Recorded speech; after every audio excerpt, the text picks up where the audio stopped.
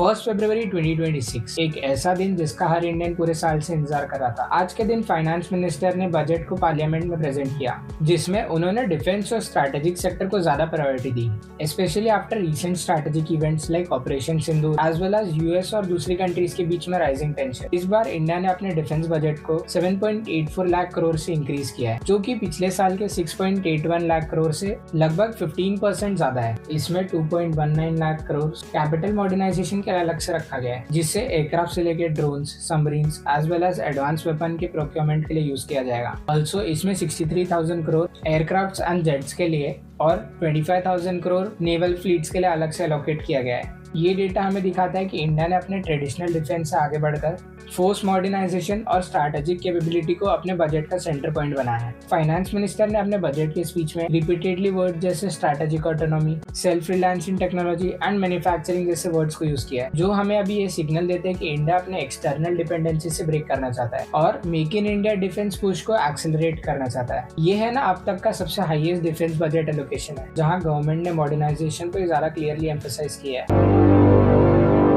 अब बात करते हैं वो पार्ट की जिसका डायरेक्ट इफेक्ट पड़ा है इंडिया के डिफेंस सेक्टर पे, जहां बजट 2026 का डिफेंस पुश ऑपरेशन सिंदूर के बाद आया है, जो एक रीसेंट कोऑर्डिनेटेड सिक्योरिटी रिस्पांस था, जिसकी वजह से इंडिया को अपनी मिलिट्री कैपेबिलिटीज को फास्ट ट्रैक करने का चांस मिला। जिसका सिंपल सा मतलब है कि India preparedness as well as deterrence पे फोकस करेगा, जो डायरेक्टेड होगा मॉडर्न एयरक्राफ्ट, ड्रोन्स, सबमरीन्स और ऑटोनोमस सिस्टम की तरफ।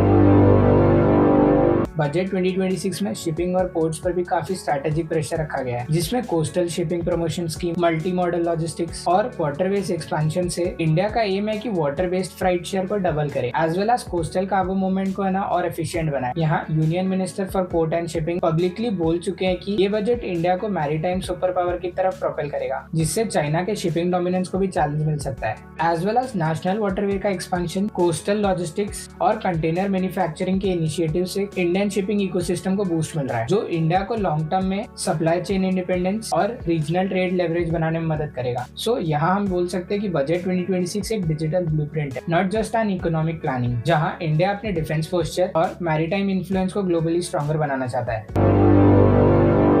अगर हम इस पूरे वीडियो को समराइज करें तो बजट 2026 हमें क्लियरली दिखाता है कि इंडिया अब सिर्फ अपने बॉर्डर को सिक्योर करने पे फोकस नहीं कर रहा है, बल्कि वो अपनी ग्लोबल पोजीशनिंग को भी रीडिजाइन कर रहा है। सिंपल वर्ड्स में ये बजट एक स्ट्रैटेजिक डिक्लेरेशन है कि India will arm itself as well as India will shape the power of balance in Indo Pacific. साथ ही साथ दुनिया के लिए इंडिया का ये मैसेज है कि इंडिया सिर्फ कल के वॉर के लिए प्रिपेयर नहीं कर रहा है, बल्कि वो इसलिए प्रिपेयर कर रहा है ताकि वो उस दुनिया को चेंज कर सके। आपका क्या कहना है इस पे? कमेंट में बताइएगा जरूर।